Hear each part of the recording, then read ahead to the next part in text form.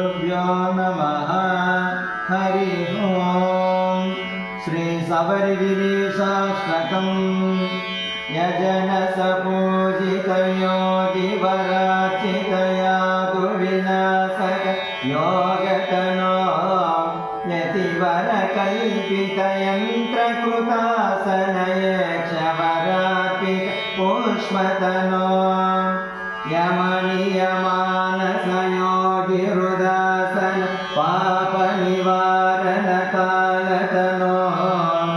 जय जय हे सबरीगिरिमन्दिर सुन्दर पालय मामनिशम् मकरमहोत्सव मङ्गलदायक भूतगणामृत योगतनो यतिवरकल्पितयन्त्रकृतासन यक्षवरार्पित पुष्पतनो मजगज सेवित मञ्जुलवादकवाद्य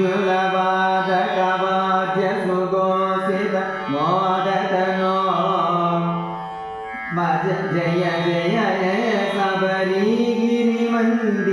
सुन्दर पालय मामनिशम् जय जय हे सबरीगिरिनायक साधक चिन्त